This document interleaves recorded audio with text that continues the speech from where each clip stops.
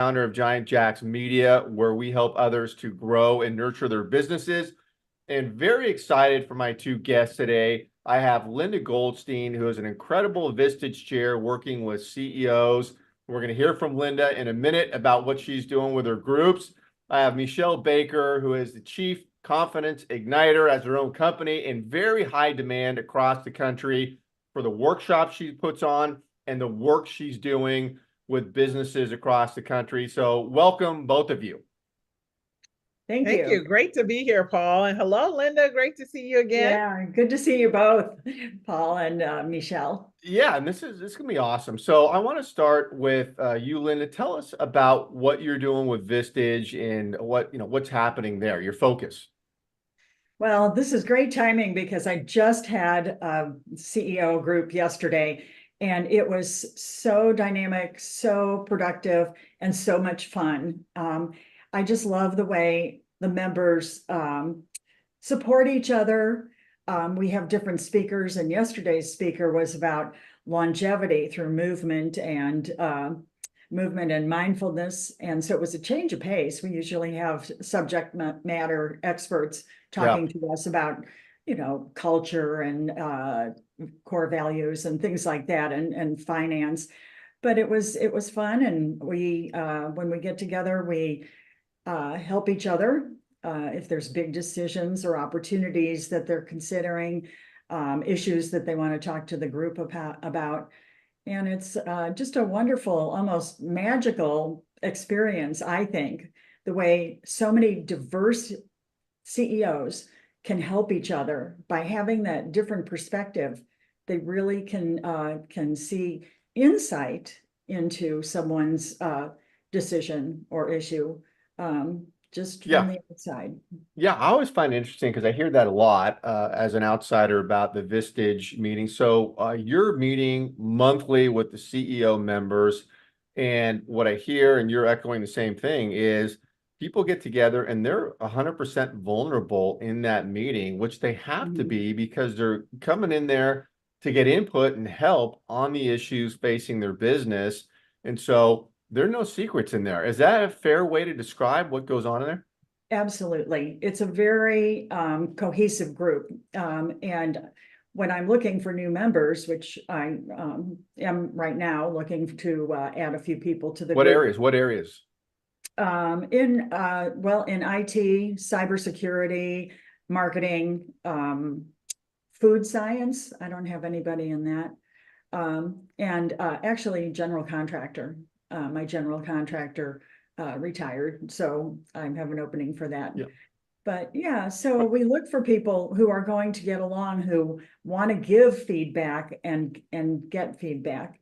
And the dynamics of the group are so close, they're so close that they don't want to let each other down. So if somebody asks for help and they say that they're going to do something, we hold them accountable at the next meeting. Did they do it? And they always do it because they don't want to let down their peers.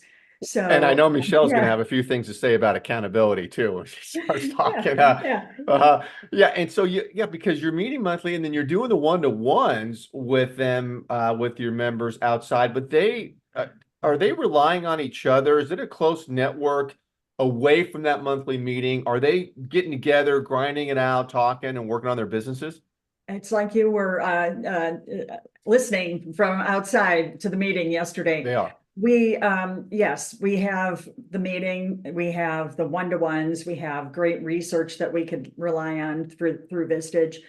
But what's really nice is if somebody's really having an issue, a couple other CEOs will get together with that person and just go deep dive and help them on site with their, their whole group. And that happened yesterday. There's someone who's, having a particularly rough time, and a couple of people said, "Hey, let's get together. We'll come out. We'll meet with you. We'll meet with your team." Oh, that's awesome. Yeah. So that's great. It's really wonderful. It's really, the group becomes very close. Yeah, and the stats bear it out for Vistage. I've seen them where, a Vistage business is growing at a faster clip, more steady clip than non-Vistage, businesses. So yeah, the proof is in the pudding there, as they say. That's wonderful. Well, I just want to tell everybody too, wherever you're watching this video, because we're going to stream it everywhere.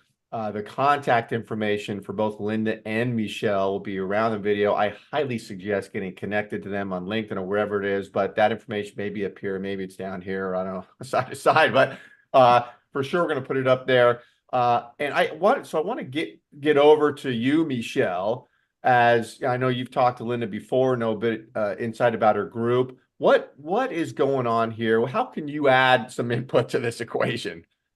Well, one of the things that I really appreciate, so my chief confidence igniter, and my passion is igniting confidence. And I really am empowered about helping leaders, business owners turn that perception of chaos into a profitable confidence. So that's where I come in, and it's the mindfulness. So as Linda mentioned, she had a speaker come in and talked about the mindfulness, right? Where she normally has the subject matter experts come in. Yeah. And that work that I do is helping people to tap into the infiniteness of the mind. Activities that we do, the scales, the subject matter, that's finite because there's limited time, 24 hours, 1,440 minutes, 86,400 seconds. It's limited time. You can only do so much.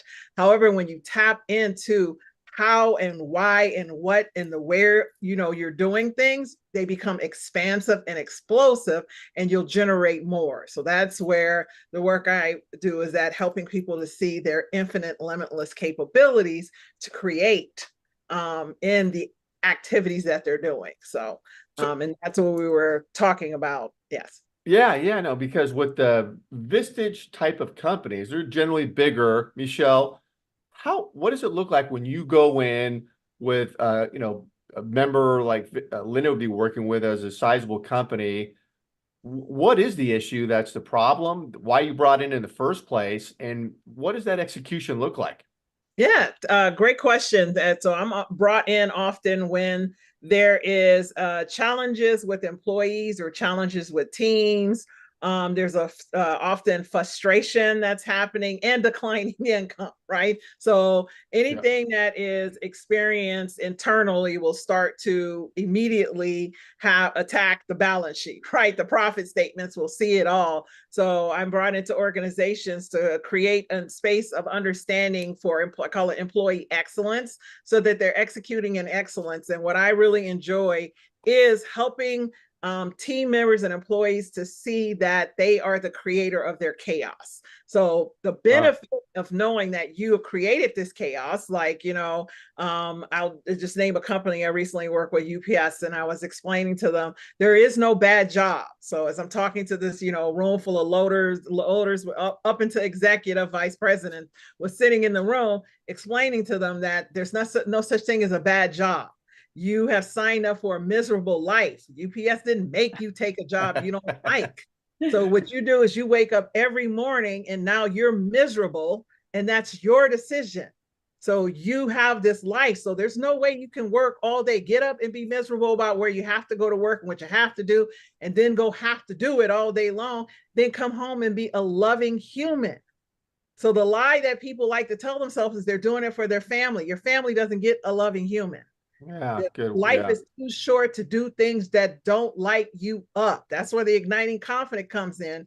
Be accountable and responsible to do things that actually create the best version of you. Then work becomes seamless and life becomes amazing.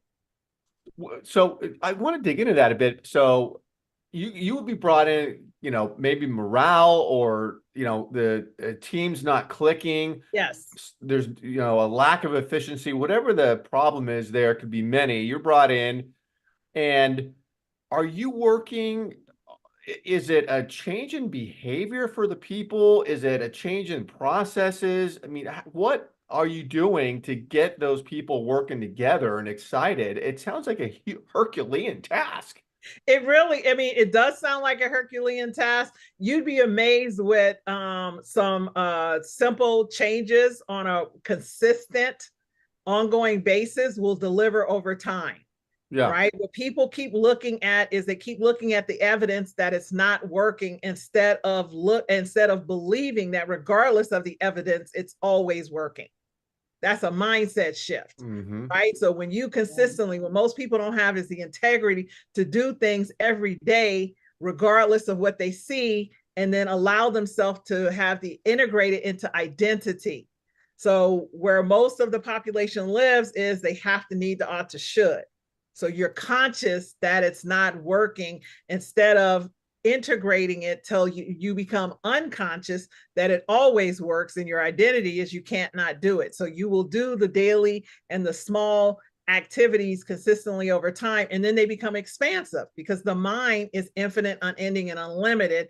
And when you tap into the identity that it's working, your mind will begin to expand on whether it's working or whether it's not. And that's where frustration comes in at work for many people. As soon as something goes wrong, or I shouldn't say, well, that's what happens. People internalize it as going wrong instead of going, this did not work out as planned.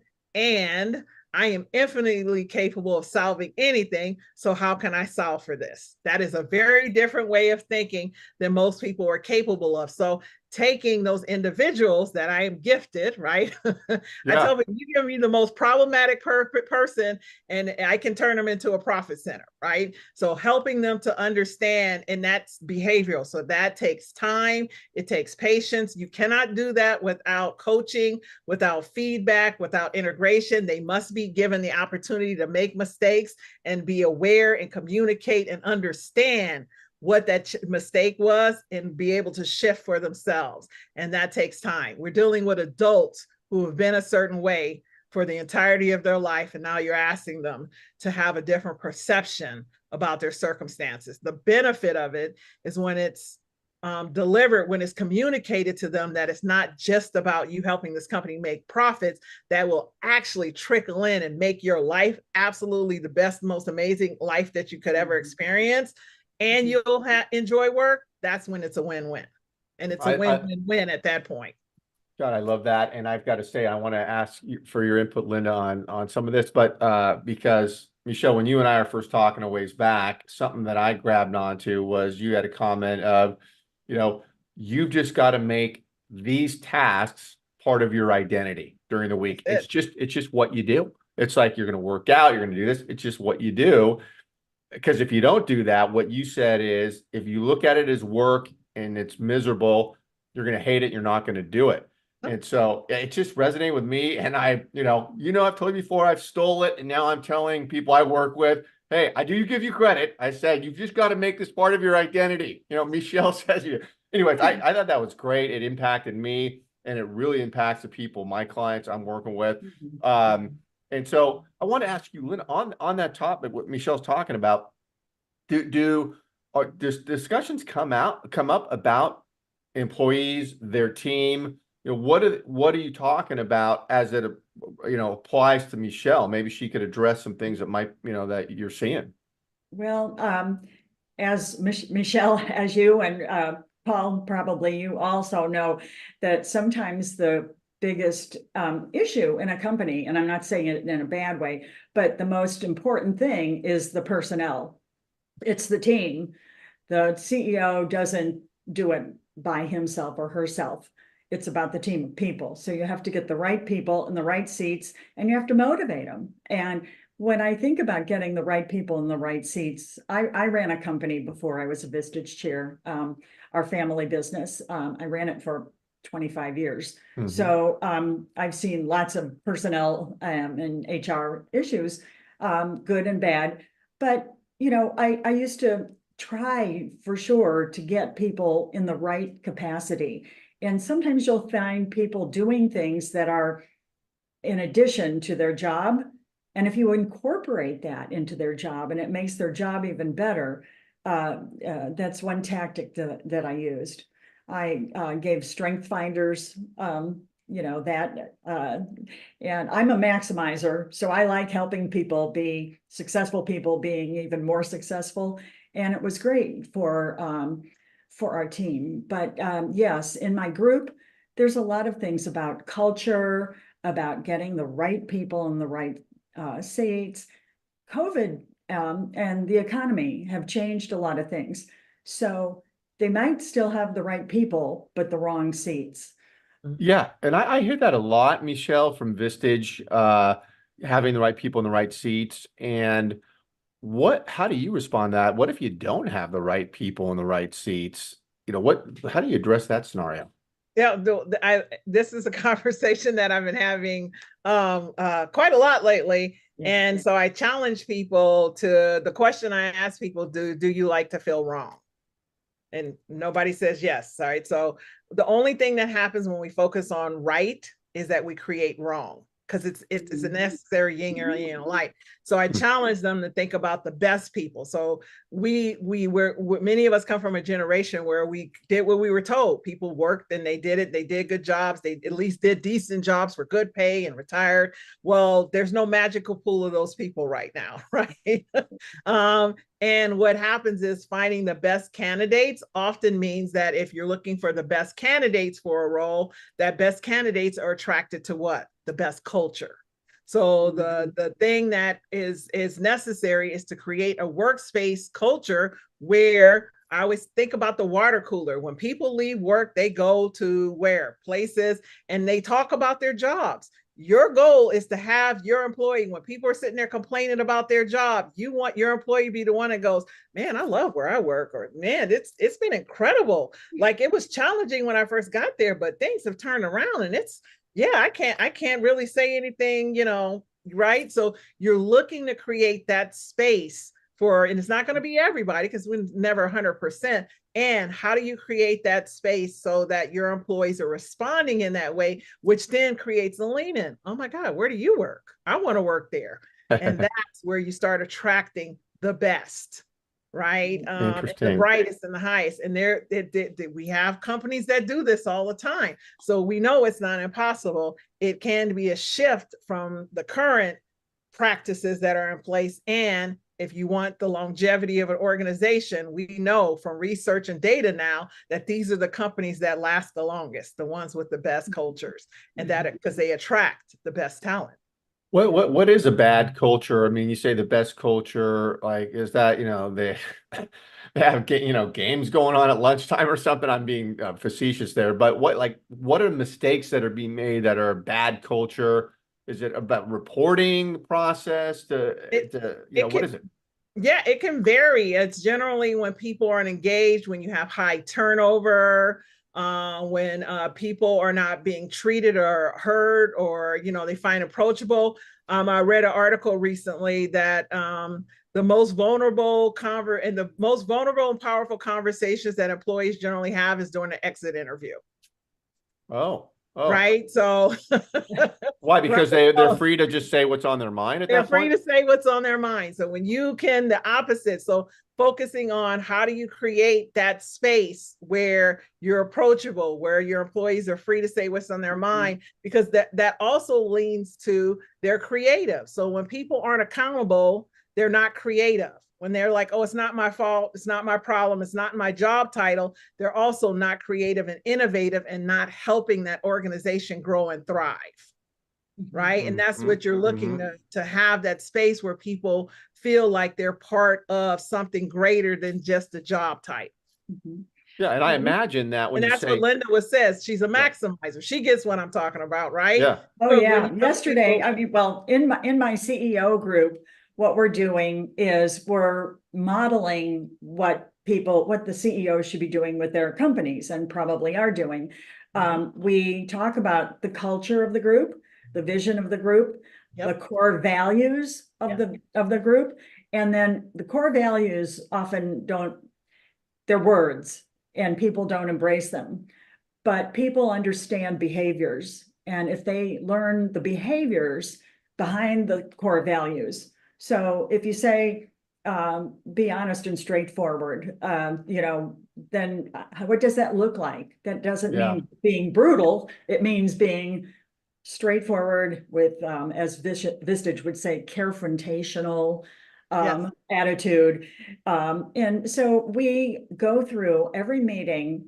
We have a video of one of our core values and the behaviors behind it, and how to be a high performing, Vistage Group.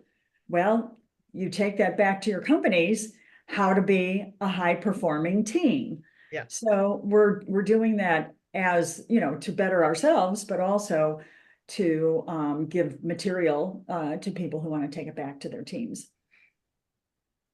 Yeah, very interesting. And when both of you were saying things like, hey, open communication, you know, make sure that's going on. I was thinking, well, that sounds great, and then I'm sure there's a process behind that. There's a mechanism for creating open communication rather than just, hey, let's be open. Mhm. Is that right? Right. Yeah. One of my CEOs, and she shares this with the others, she has a culture club. And what they do Great is band. uh, she, yeah, she Um, has them, they meet, they report to the whole company once a month, and people can give them suggestions. Mhm. And sometimes they're good suggestions, sometimes they're impractical, sometimes they have a timeline that's, you know, and they have to be worked on.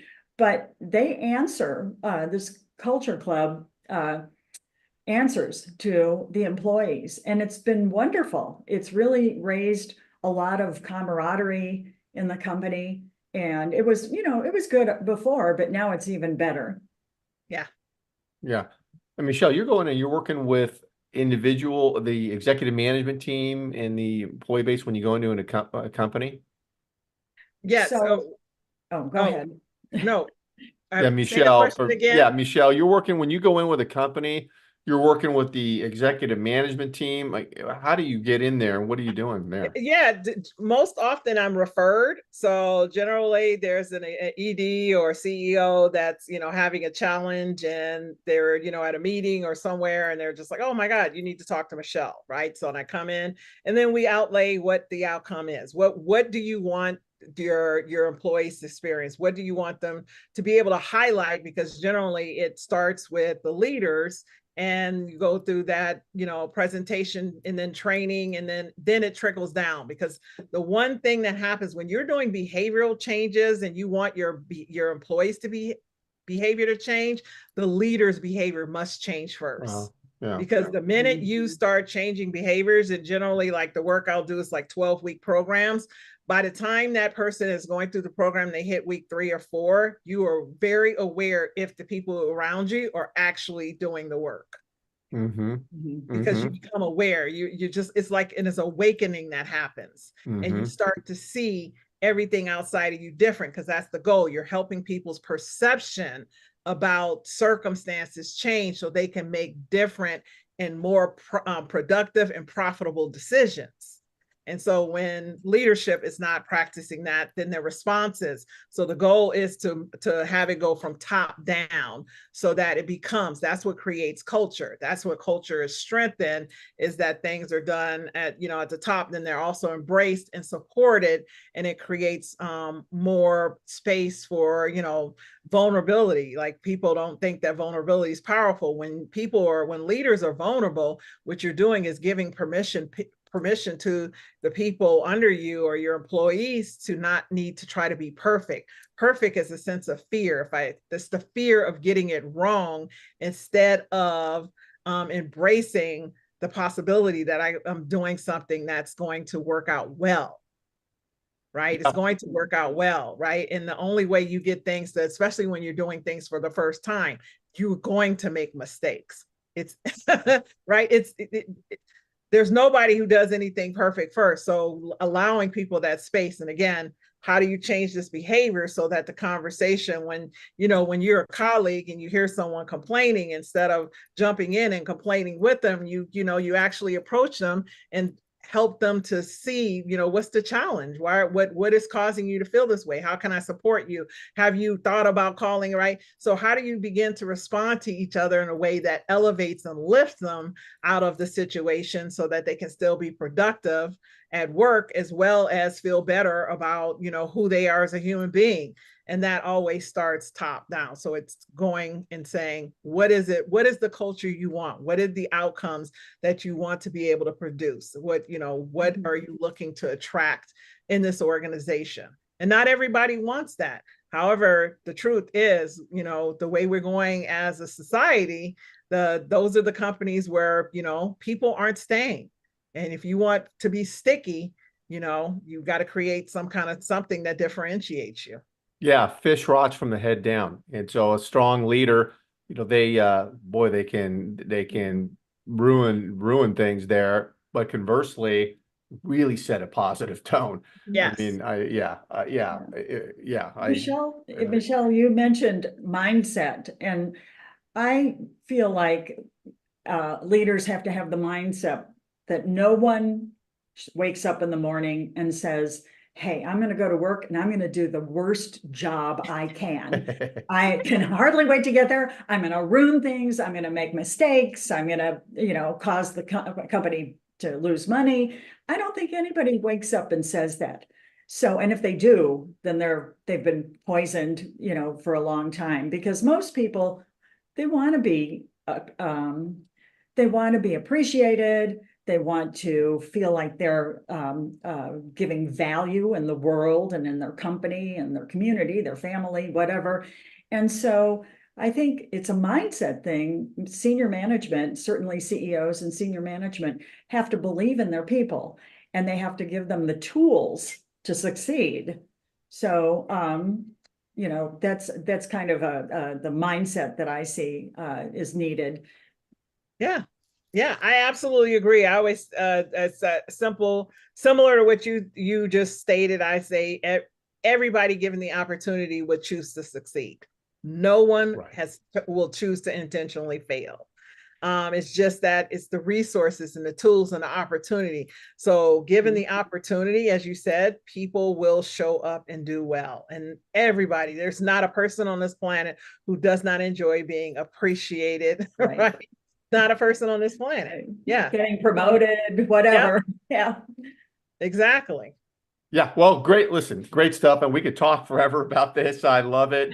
And really appreciate both of you being here. And again, for those watching, information around the video, get connected to these women, very dynamic. Thank you so much. And yeah, look forward to tracking the progress of everybody here. Yes. Thank you. Thank you, Linda. Thank you. Thank you, Paul. Thanks. Okay.